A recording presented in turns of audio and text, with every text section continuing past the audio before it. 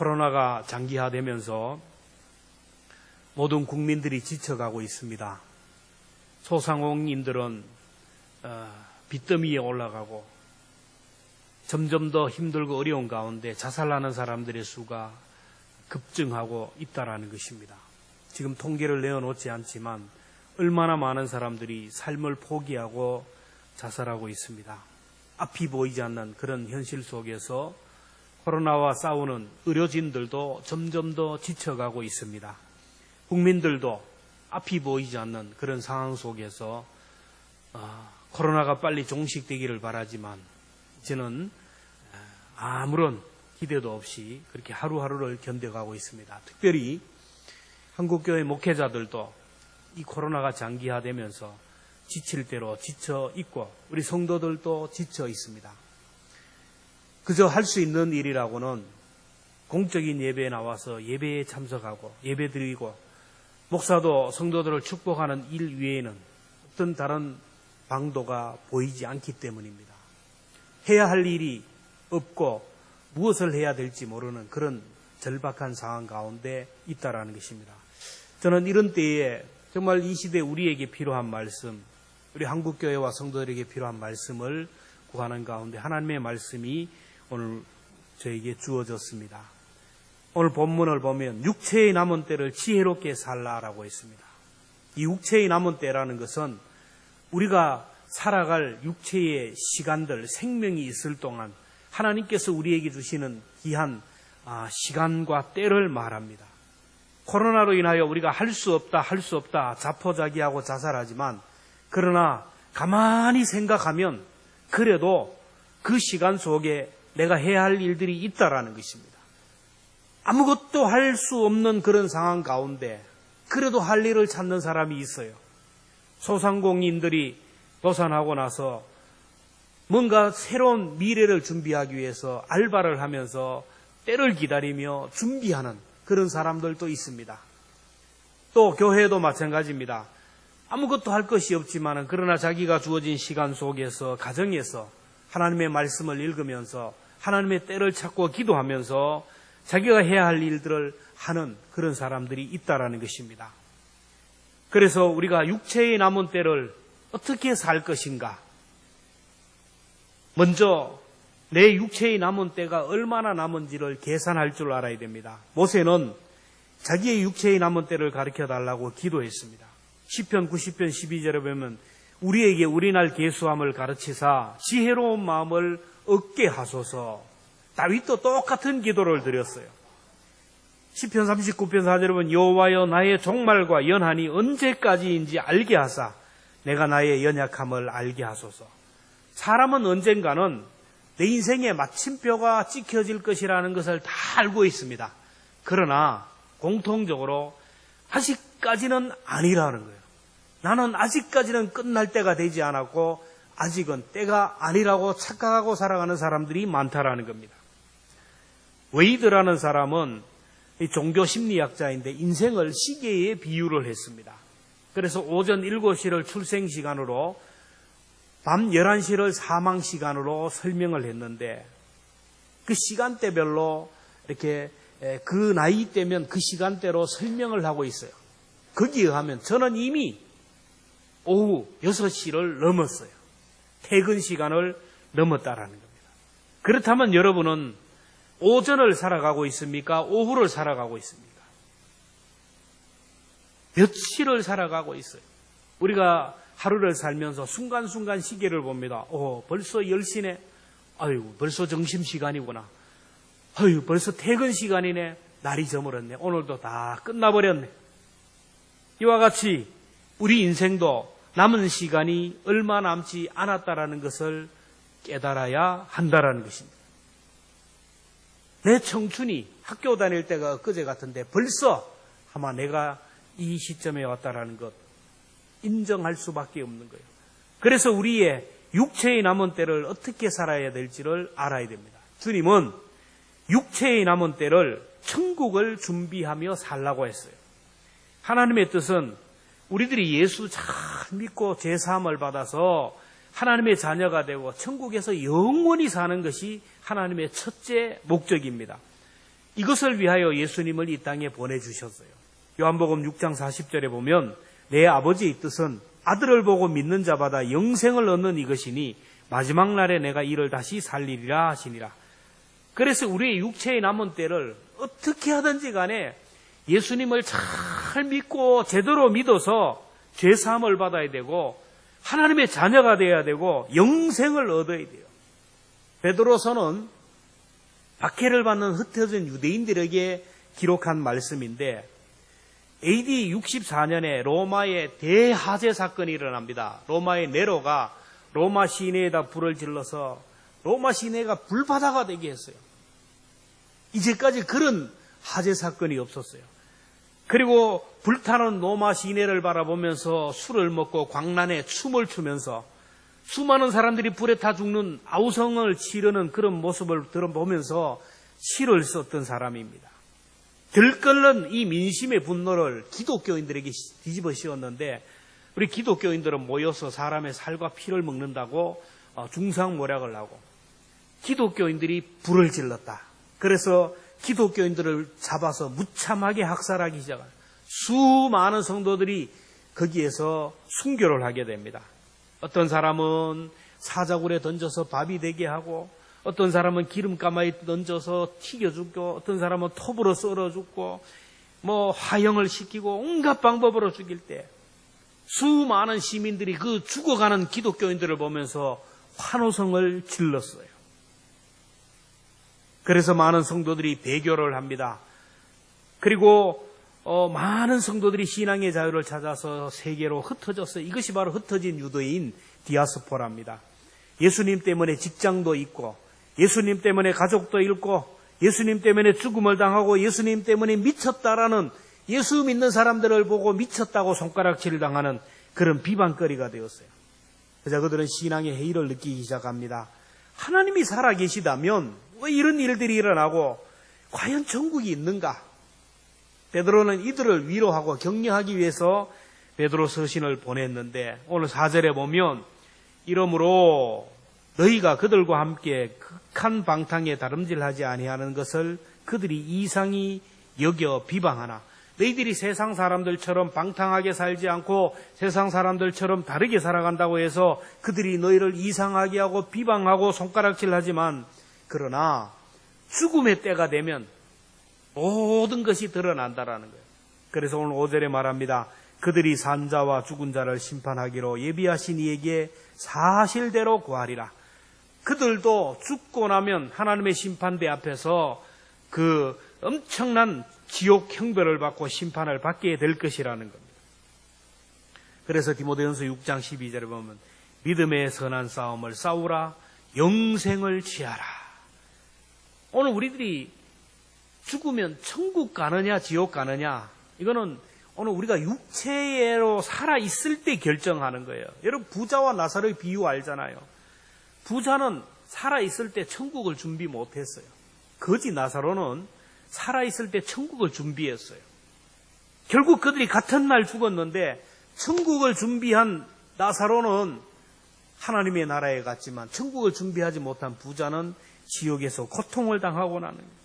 지옥에서 고통 가운데 있는 너무너무 뜨거워서 고통 가운데 있는 부자가 나사로를 시켜서 물 한 방울만 내 혀에다가 이렇게 찍어달라고 하는 거예요.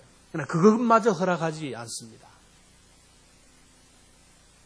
지옥은 긍휼이 없는 것입니다. 0.001%의 긍휼도 없고 기회가 없는 것이에요. 그래서 저 세상에 가면 내 형제들이 있는데 그들도 가만히 두면 지옥이로 이리 올 터인데 제발 나 좀 살려서 아니면 나사로를 살려보내가지고 그들이 이곳에 오지 못하게 했어요. 그때 주님이 말씀하죠. 거기에는 광성교회 목사가 있고 광성교회도 세워지고 광성교회 성도들이 전도하고 있다. 그들의 말을 듣지 않는 사람은 죽은 자가 살아가서 얘기했는데도 듣지 않는다. 그렇습니다. 오늘 우리의 생명이 있을 때 예수 믿는 것도 유효하는 거예요. 내가 살아있을 때 예수님을 영접하게 되고 신앙생활도 살아있을 때 유효하지. 일단 목숨이 딱 끝나는 순간 기회가 없어요. 그래서 먼저 내가 살아있을 때 정말 내가 예수님을 영접하고 살아가는가, 내가 예수님을 제대로 믿고 있는가, 내가 구원받았는가를 자꾸 검증하고 확증을 해야 돼요. 고린도후서 13장 5절 말씀을 같이 봅니다. 시작. 너희는 믿음 안에 있는가? 너희 자신을 시험하고 너희 자신을 확증하라. 예수 그리스도께서 너희 안에 계신 줄을 너희가 스스로 알지 못하느냐? 그렇지 않으면 너희는 버리운 자리라. 내가 예수 믿는지 제대로 믿는지를 한번 점검해 봐야 돼요. 그리고 내 주변에 아직도 예수 없이 살다가 예수 없이 살아가는 사람들이 있으면 그들에게 전도해서 예수 믿게 해야 돼요. 이게 하나님의 뜻입니다. 아직도 부모님이 예수님을 모르고 살아간다면, 아직도 사랑하는 가족들이 예수님을 모르고 살아간다면 빨리 전도해서 구원받게 하라는 거예요. 이것이 하나님의 뜻입니다. 이를 위하여 오늘 내 생명을 오늘도 연장시켜 주시고, 오늘도 나에게 물질도 주시고 모든 환경을 주셨어요. 우리 주변에서 예수님 모르고 지옥 가는 사람이 있다면 하나님의 뜻을 거스리는 것이고, 오늘 우리가 하나님 앞에 직무유기의 죄를 짓는 거예요. 에스겔 3장에 보면 우리들이 하나님 우리에게 복음을 전하는 사명자로 세워주셔서 그들을 깨우치라고 했는데, 직무유기를 하면 그 죄를 물을 것이라고 했어요.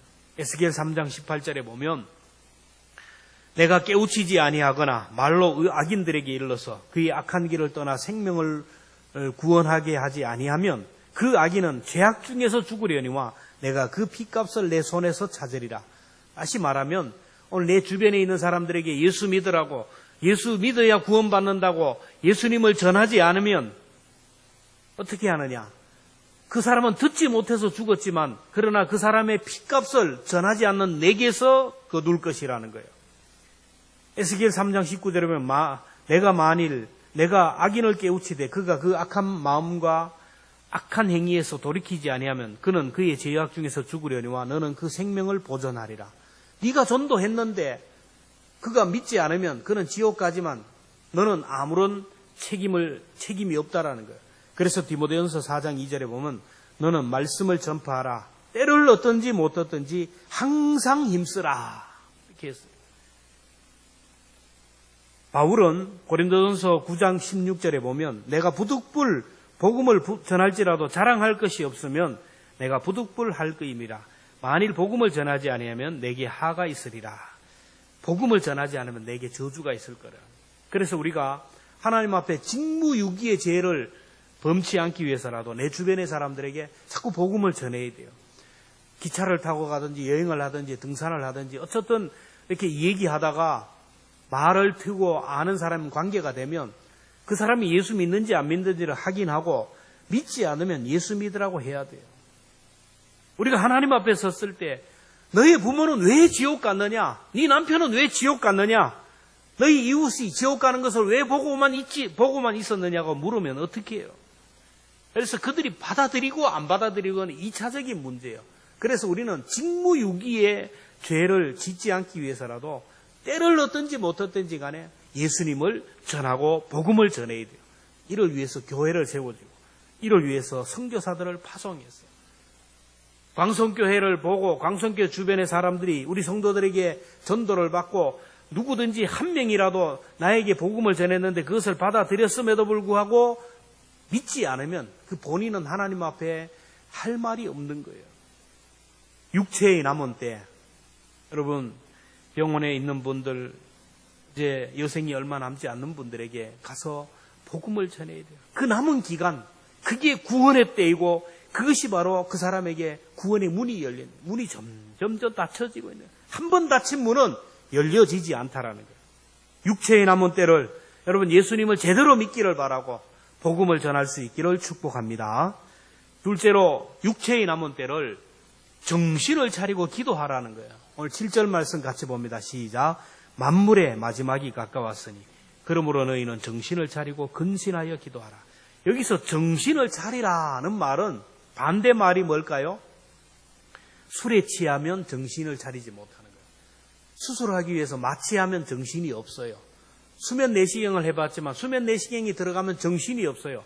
정신이 없는데 다른 사람에 의해서 내가 움직여야 되는 거예요.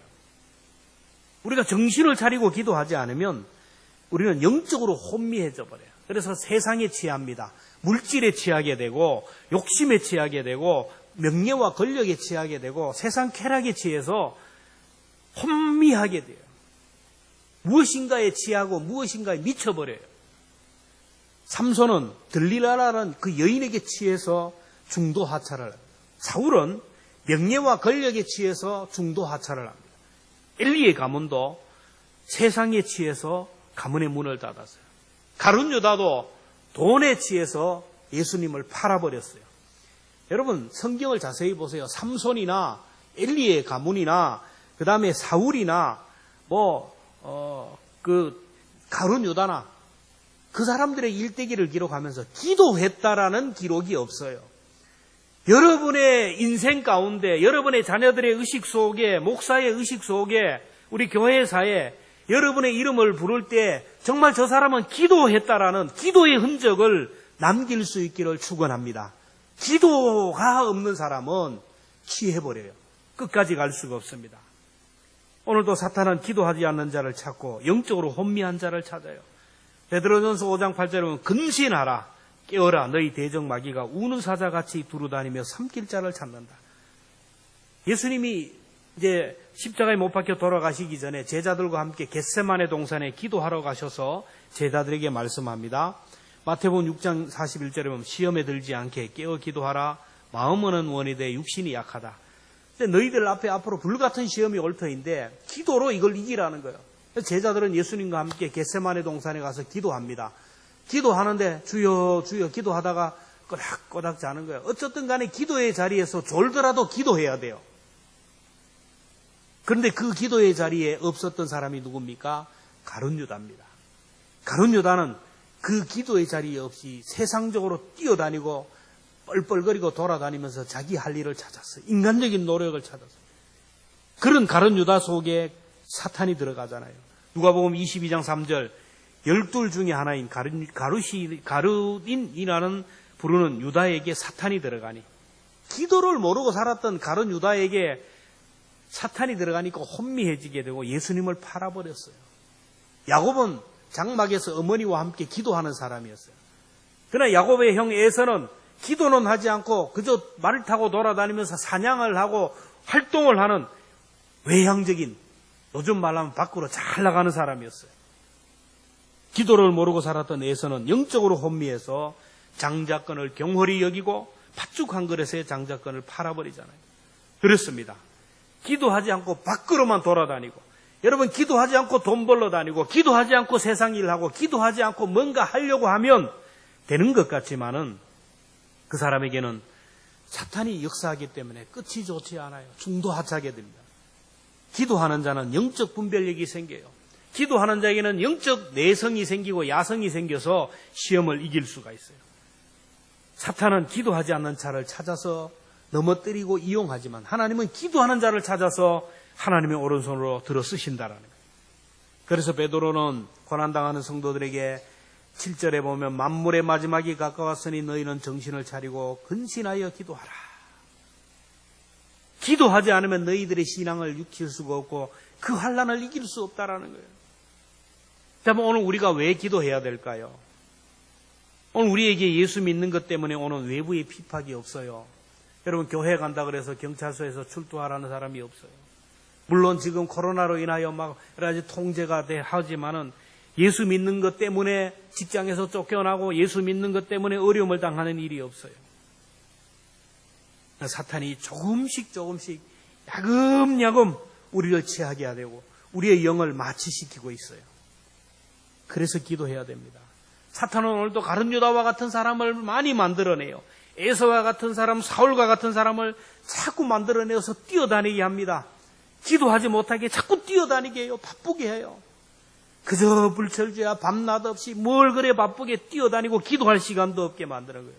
바빠서 기도할 수 없다는 거예요. 기도하지 않고 뛰어다니는 사람들. 여러분, 이게 지혜가 아닙니다. 우리 교회를 비롯하여 한국교회는 기도하는 사람들이 점점 줄어들고 있어요. 기도의 야성을 잃어버리고 있어요. 제가 신학교 다닐 때만 해도 금요일만 되면 서울 근교에 기도원에 가면 기도원마다 꽉 꽉꽉 차고 산마다 기도하는 사람들이 가득했어요. 지금은 가면 정막강산이에요. 기도마다 텅텅 비어있고 산에 가면 기도할 소리가 없어요. 주일 낮 예배나 오후 예배나 수요일이나 새벽 기도회나 나오는 숫자가 똑같아서 새벽 기도가 꽉꽉 찼습니다. 근데 지금은 주일 낮 예배의 10분의 1이 새벽을 기도해요. 요즘 담임 목사를 청빙할 때도 기도하는 목회자를 찾는 것이 아니고 스펙이 좋은 설교 잘하는 목회자를 찾고, 교회도 그저 무릎 꿇고 기도하는 일꾼 찾지 않고 돈 많고 실력 있고 능력 있는 일꾼을 뽑는 그런 시대입니다. 자녀들도 마찬가지예요. 기도하는 자녀들을 만들지 않고 어떻게든지 스펙을 많이 만들고 공부 잘하고 성공하고 출세하는 아이들로 만들어가는 거예요. 그러나 기도하지 않는 사람은 사탄에게 이용을 당해서 한순간에 넘어가는 거예요. 그래서 우리는 무엇보다도 쉬지 않고 기도해야 돼요. 기도하지 않고는 절대로 나를 이길 수 없고 세상을 이길 수가 없어요. 여러분, 육체의 남은 때 우리가 정말로 나중에 죽음의 때가 되면 기도할 힘도 없어요. 능력도 없어요. 그래서 오늘 여기에서 기도를 많이 쌓아놔야 돼요. 평소에 기도를 많이 해놓으면 노후가 편안해요. 다리에 힘이 있을 때 성전에 올라가 기도도 많이 하세요. 시간 있을 때마다, 총기 있을 때마다 하나님 앞에 기도 많이 했어요. 기도는 축복의 씨앗이에요. 많이 심어 놓으면 나중에 그 열매를 거두게 된다. 육체의 남은 때, 시간이 있을 때마다 여러분 기도를 많이 쌓고 기도의 씨앗을 심을 수 있기를 주님의 이름으로 축원합니다. 마지막으로 우리 육체의 남은 때를 우리 따라합시다. 뜨겁게 사랑하라. 그냥 사랑하는 게 아니고 어떻게 해요? 뜨겁게 사랑하라. 오늘 8절부터 10절까지 보면 무엇보다도 뜨겁게 서로 사랑할지니 사랑은 허다한 죄를 덮느니라. 서로 대접하기를 원망 없이 하고 각각 은사를 받은 대로 하나님의 여러 가지 은혜를 받은 선한 청지기 같이 서로 봉사하라. 여러분, 사람이 나이가 들고 연세가 들고 하면 욕심이 없어질 것 같죠? 아니죠. 통계적으로 노욕이 들어간 노욕. 욕심이 많아져요. 자꾸 이렇게 욕심이 많아져요. 먹는 데에 대한 욕심, 물질에 대한 욕심, 확 움켜잡으려고 하고 그게 안 되는 거예요. 죽어갈 때 보면 처음에는 손발부터 싸늘하게 식어 들어가요. 그러다가 온몸이 싸늘하게 들어가다 나중에 심장이 탁 식어져요. 그럼 온몸이 차가워져요. 주님께서 이 세상 마지막 때가 되면 사람이든 이 세상이든 마지막 때가 되면 사랑이 식어질 것이라는 거예요. 마태복음 24장 12절 보면 불법이 성함으로 많은 사람의 사랑이 식어지리라. 디모데후서 3장 1절 2절은 너는 이것을 알라. 말세에 고통하는 때가 이르러 사람들이 자기를 사랑하며 돈을 사랑하며 자랑하며 교만하며 비방하며 부모를 거역하며 감사하지 아니하며 전부 이기적이요. 나만을 생각하는 거예요. 여러분, 마지막 시대가 될수록 사랑이 식어져서 각박한 세상, 메마른 세상이 돼요. 자기밖에 모르는 이기적인 세상이 될 거라는 거예요. 이 사람들이 임종을 맞으면 그때서야 깨달아요. 마지막 순간 하나님 앞에 서야 될 것, 딱 하나님의 심판대 앞에 내가 이제 가야 된다라고 생각하는 그 시점이 되면 깨달아요. 보통 후회하는 게 뭐냐면 좀 더 베풀 걸, 좀 더 사랑할 걸, 좀 더 섬길 걸 다 놓아버리고 아무것도 가져가지 못하는, 이제 하나님 앞에 서야 되는데 하나님 앞에 자랑거리가 없거든요. 하나님 앞에 가지고 갈 뭔가 아무것도 없으니까 그저 그때 가서야 후회하는 거예요. 하나님의 심판대 앞에 설 것을 생각하니 하나님 앞에 자랑할 것이 없거든요. 하나님 앞에 내어놓을 것이 없거든요. 주님의 이름으로 사랑하고 섬기고 베푼 것만이 하나님 앞에 쌓여지고 하나님이 기억하고 상급을 주시는데, 여러분, 주의 이름으로 한 것만이 남아요. 그래서 주님은 말씀합니다. 10절에 각각 은사를 받은 대로 하나님의 여러 가지 은혜를 받은 선한 청지기 같이 서로 봉사하라. 주의 이름으로 한 것만이 하늘의 상급에 쌓인대요. 11절에 보면 만일 누가 말하려면 하나님의 말씀을 하는 것 같이 하고 누가 봉사하려면 하나님이 공급하시는 힘으로 하라. 하나님이 하시는 것처럼 예수님의 이름으로 해야 그게 내 것이 된다라는 거예요. 자, 그러면 육체의 남은 때를 뜨겁게 사랑하라는데, 뜨겁게 사랑하는데 구체적으로 어떻게 하냐? 허물을 덮어주라는 거예요. 여러분, 사랑하면 허물이 보여요, 안 보여요? 사랑하면 안 보여요. 사랑하면 덮습니다. 사랑하지 않으면 허물만 보이고 자꾸 뒤집어내요. 우리 자녀를 사랑하기 때문에 우리 자녀는 그냥 허물이 있어도 자꾸 덮어요. 누가 알까봐 시시하고 덮어버려. 그럴 수도 있지 뭐. 그럴 수도 있지. 자꾸 덮어주고 감싸주고 넘어갑니다. 그런데 내 라이벌이 허물이 있으면 돋보기로 확 그냥 들춰내가지고 막 돌아다니면서 막 방송국, 이 방송국, 저 방송국 막 알려이고 막 끄집어내는 거예요. 사랑하면 그래요. 부모가 아무리 죄를 지어도 호적에서 버리지 않습니다. 지워버리지 않고요. 허물과 죄가 있어도 끝까지 덮어주고 감사해요. 하나님이 오늘 우리를 사랑하기 때문에 우리의 죄와 허물을 다 덮어주셨어요. 덮어주셨어요. 덮는 것이 사랑입니다. 여러분, 그 사람이 사랑의 사람인가, 그 사람이 하나님의 사람인가를 증명할 수 있는 결정적인 것을 보면 그 사람의 말을 보면 알아요. 교회에 어떤 문제가 있고 어떤 어려움이 있을 때 그 사람이 행하는 것을 보면 알아요. 잠언 10장 12절에 보면 미움은 다툼을 일으켜도 사랑은 허다한 허물을 가리우니라. 잠언 17장 9절에 보면 허물을 덮어주는 자는 사랑을 구하는 자요, 그것을 거듭 말하는 자는 친한 벗을 이간질하라. 이간질한다. 그래서 살면서 자꾸 덮어주면 살만나는 세상이 나고, 자꾸 덮어주면 생명의 역사가 일어나고 하나님의 나라가 이루어져요. 덮으면 하나님의 나라가 이루어지만 들춰버리면 사탄의 나라가 이루어져요. 우리가 하나님 앞에 섰을 때 어떤 사람이 하나님이 우리를 덮어주시고 감싸주실까요? 주의 사랑으로 자꾸 덮어주고 감싸주는 사람이에요. 오늘 9절에 보면 서로 대접하기를 원망 없이 하라. 왜 대접을 하는데 원망 없이 하라 할까요?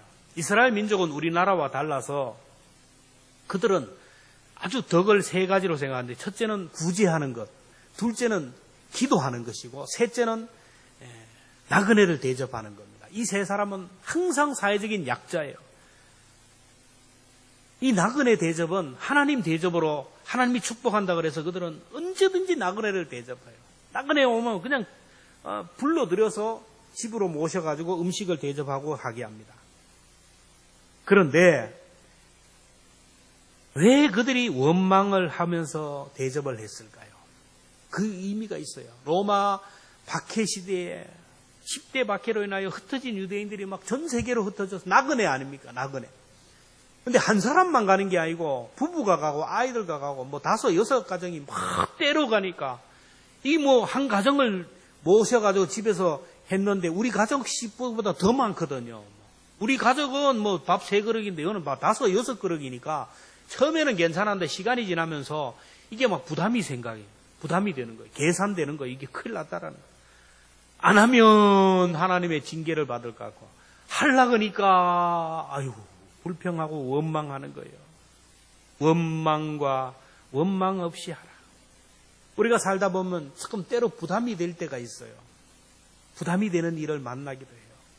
교회를 섬기다 보면 때로 부담이 돼요. 주의 일을 하다 보면 부담이 돼요. 부담이 되다 보면 자꾸 줄여. 그렇게 하지 말라는 거예요. 불평과 원망 없이 하라는 거예요. 코로나로 인하여 국민 경제가 지금 부담이 되면서 자꾸 불쾌지수가 높아지면서 막 이럴 때 우리가 원망 없이 하라는 거예요. 코로나가 장기화되면서 모든 것이 막히잖아요. 다 제한이 됩니다. 교회도 예배가 제한이 되고 뭐 아무것도 안 되고 저것도 안 되고 아무것도 안 돼요. 그러나 가만히 생각해 보면 우리가 삶의 자리에서 해야 할 일들이 있어요. 그 자리에서 우리가 할 일을 하면 된다. 누가복음 16장에 보면 불의한 청지기의 지혜를 칭찬하는 주님의 모습이 나와요. 어떤 부자에게 청지기가 있었어요. 부자에게 많은 재산을 관리하는 청지기가 있었는데 주인에게 어떤 소리가 들려요? 이 청지기가 부자의 재산을 자꾸 낭비하고 탕진한다는 소리가 들려요. 그래서 부자가 어느 날 내가 몇 월 며칠 내가 감사하러 갈 테니까 너는 준비해라. 만약에 네가 내 재산을 뭐 어떻게 착취하거나 불의한 방법으로 낭비했으면 너는 해직이고 너는 법에 따라서 감옥에 갈 것이다. 가만히 생각해보니까 이 청지기가 큰일 난 것 같거든요. 날짜는 다가오고 이제 주인이 감사를 오면 나는 이제 잡혀서 감옥에 가야 되고, 그리고 내 처자식들은 어떻게 할까? 큰일 났거든요. 가만히 생각하니까 그가 그래요. 아, 이제 큰일 났네. 내가 일자리를 빼앗기면 나가서 일을 해야 되는데 무엇을 해먹고 사? 땅을 파자니 힘이 없고 빌어먹자니 부끄럽고. 그래서 자기가 살 길을 찾는데 이제 주인의 장부를 가지고 와서 빚진 사람들을 하나씩 부릅니다. 어이, 당신 일로 오라고. 주인에게 얼마를 빚을 졌습니까? 기름 100마를 빚을 졌습니까? 그래, 가져와라. 문서 가져와라. 그래가지고 기름 100마를 딱 지우고 50이라고 썼어요. 공문서 위조예요. 50을 탕감해 줬어요. 당신은 오라고. 얼마를 빚졌습니까? 밀 100석을 빚졌네요. 그래, 80석으로 딱 20석을. 그 주인에게 빚진 사람들을 다 불러서 전부 탕감해줘요. 빚진 사람들이 얼마나 감사하겠어요. 고맙습니다. 감사합니다. 고맙습니다. 왜 그렇게 했을까요? 머리를 쓴 거예요. 내가 주인이 와서 나를 감옥에 보내면 나는 감옥에 들어갈 터이고, 그러면 나에게 은혜를 받은 사람들이 내 가족들에게, 내 자녀들에게 먹을 것을 공급해 줄 줄로 생각한 거예요. 그리고 내가 감옥에서 나오면 그 은혜 감사해서 나에게 뭔가 일자리를 줄 것으로 생각했어요. 분명히 악한 정직인데 주님은 그 자리에서 내일을 준비하고 미래를 준비한 이 사람의 지혜를 칭찬했습니다. 누가복음 19장 9절 말씀 같이 봅니다. 시작. 불의의 제물로 친구를 사귀라. 그리하면 그 제물이 없어질 때에 그들이 너희를 영접할 처소로 영접하리라. 여러분, 이 말씀에 정말로 지혜로 이 말씀을 하나님의 말씀으로 받아야 돼요. 우리가 이 세상을 살아갑니다. 오늘 내 생명도 내게 아니에요. 내가 가진 것들 내 것도 아니고, 내가 가지고 있는 힘, 내가 가지고 있는 모든 것들이 내 것이 아니에요. 다 하나님의 것이에요. 근데 하나님이 나를 지금 부르는 사인이 오잖아요. 저마다 빨리 오라고. 하나님이 부르는 순간 우리는 다 놓고 아무것도 가지고 갈 것이 없어요. 빈손 들고 하나님 앞에 가야 되는데 과연 뭘 해야 되느냐. 주님이 오늘 콜하면 당장 내가 천국에 들어가야 되잖아요. 그래서 살아있을 때 천국을 준비하면서 살아야 돼요. 그리고 이 땅에 살아있으면서 허랑방탕하게 영적으로 혼미해가지고 그냥 하나님이 책망받을 일만 하면 안 되잖아요. 그래서 깨워서 기도해야 돼요. 기도하는 사람은 분별력이 생기고, 기도하는 사람에겐 지혜가 생기고, 기도하는 사람은 하나님의 뜻이 무엇인지를 알게 되고 그 뜻을 행하게 되는 거예요. 그리고 언제 주님 앞에 갈지 모르지만 우리는 뜨겁게 서로 사랑해야 돼요. 천국은 관계만 가져갑니다. 관계. 여러분, 장례식에 가면 아이고 저분은 돈 많았다, 아부 저분은 뭐 권력의 자리, 천만의 말씀이에요.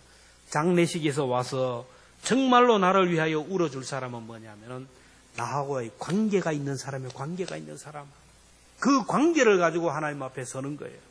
이 땅에 있을 때 어떻게 하든지 간에 뜨겁게 사랑하고 허물을 덮어주며, 이렇게 주님이 나에게 주신 것을 청지기로 사명을 잘 감당해야 돼요. 주님 오실 때가 점점 더 다가오고, 언제 우리가 주님 앞에 설지 모르지만 우리 모두가 육체의 남은 때를 내일을 위하여, 영혼을 위하여 준비했으면 좋겠습니다.